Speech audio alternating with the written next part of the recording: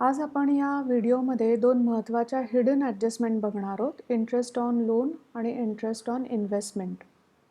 Hidden ॲडजस्टमेंटचा अर्थ असा की ही ॲडजस्टमेंट तुम्हाला ट्रायल बॅलन्सच्या खाली ज्या बाकीच्या ॲडजस्टमेंट दिलेल्या असतात त्याच्यामध्ये बघायला मिळत नाही.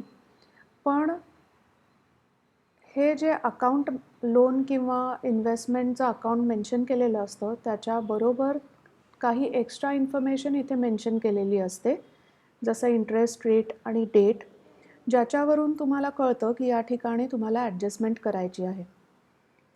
आता लोन आणि इन्व्हेस्टमेंटला हिडन ॲडजस्टमेंट आहे हे कसं ओळखायचं, तर आत्ताच सांगितल्याप्रमाणे लोन बरोबर तुम्हाला इंटरेस्ट रेट आणि डेट दिसली किंवा इन्व्हेस्टमेंट बरोबरही इंटरेस्ट रेट आणि डेट दिसली की तुम्हाला कळायला पाहिजे की इथे तुम्हाला या लोन किंवा इन्व्हेस्टमेंटच्या अमाऊंटवर या दिलेल्या पर्सेंटेजप्रमाणे आणि या दिलेल्या डेटपासून 31 मार्चपर्यंत जितके महिने होतात त्या पिरियडसाठी इंटरेस्ट कॅल्क्युलेट करायचं असतं.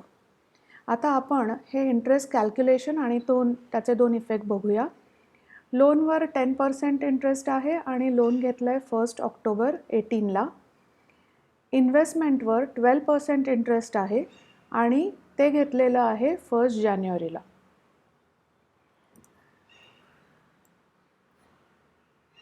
आता आपण त्याचं कॅल्क्युलेशन आधी बघूया. इंटरेस्ट ऑन लोन बघायचं असेल तर पहिल्यांदा लोनची जी अमाऊंट आहे 21,000 ती आपण घेतली आहे इंटू पर्सेंटेज. 10% म्हणजेच 10/100 आपण याने त्याला मल्टिप्लाय करणार आहोत. आणि हे लोन आपण घेतलेलं आहे 1 ऑक्टोबरला. सो 1 ऑक्टोबर टू 31 मार्च 6 महिने होतात. सो 12 महिन्यापैकी 6 महिनेच आपण हे लोन वापरलं आहे आणि म्हणून आपण इंटरेस्टसुद्धा 6 महिन्यासाठीच पे करणार आहोत. म्हणून 6/12नी सुद्धा आपण याला मल्टिप्लाय करणार आहोत. हे सगळं कॅल्क्युलेशन केल्यानंतर तुम्हाला जी अमाऊंट मिळते ती आहे 1050. आता हे जे इंटरेस्ट आहे हे पेएबल आहे, कारण लोन तुम्ही घेतलं आहे, तुम्हाला इंटरेस्ट पे करायचं आहे, म्हणजे ही तुमची लायबिलिटी आहे. सो आपल्याला ही लायबिलिटी साईडला दाखवायचं आहे. हे दाखवताना तुम्ही लोनची अमाऊंट इनर कॉलममध्ये लिहिणार आहात, त्याच्यामध्ये हे इंटरेस्ट ॲड करणार आहात आणि ह्याची टोटल जी आहे ती आपल्याला आउटर कॉलममध्ये दाखवायची आहे. हा झाला त्याचा पहिला इफेक्ट. दुसरा इफेक्ट म्हणजे इंटरेस्ट ऑन लोन हे तुमचा एक्सपेन्स असल्यामुळे P&L अकाउंटच्या डेबिट साईडला तुम्हाला ते दाखवायचं आहे. To interest on loan outer कॉलममध्ये 1050. याच पद्धतीने इंटरेस्ट ऑन इन्व्हेस्टमेंट आपल्याला कॅल्क्युलेट करायचं आहे. 12% गव्हर्नमेंट बॉन्ड्स ही तुमची इन्व्हेस्टमेंट आहे. या इन्व्हेस्टमेंटची अमाऊंट 15,000 आपण घेणार आहोत. याला तुम्ही मल्टिप्लाय करणार आहात या पर्सेंटेजनी. 12% म्हणजेच 12/100. आता ही जी इन्व्हेस्टमेंट तुम्ही केली आहे ती केली आहे 1 जानेवारी पासून 31 मार्चपर्यंत, म्हणजे 3 महिने आहेत.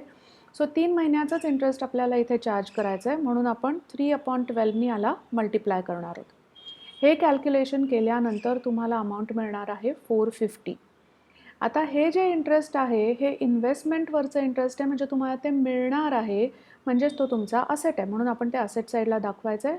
दाखवताना पहिल्यांदा गव्हर्नमेंट बॉन्डची जी अमाऊंट आहे ती आपण इनर कॉलममध्ये लिहिली. त्याच्यामध्ये आपण हे जे इंटरेस्ट रिसिवेबल आहे ते ॲड करणार आहोत आणि त्याची टोटल जी आहे ती आपण आउटर कॉलमला दाखवलेली आहे.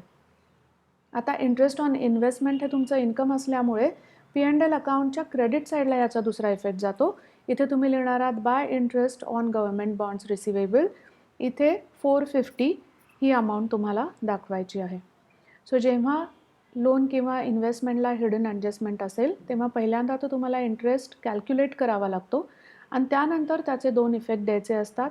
पहिला इफेक्ट असतो ॲड टू लोन किंवा ॲड टू इन्व्हेस्टमेंट आणि त्यानंतर दुसरा इफेक्ट तुम्ही दाखवणार आहात इंटरेस्ट ऑन लोन जे आहे ते एक्सपेन्स आहे म्हणून P&L अकाउंटच्या डेबिट साईडला आणि इंटरेस्ट ऑन इन्व्हेस्टमेंट जे आहे ते इन्कम आहे म्हणून P&L अकाउंटच्या क्रेडिट साईडला आपण ती अमाऊंट दाखवणार आहोत.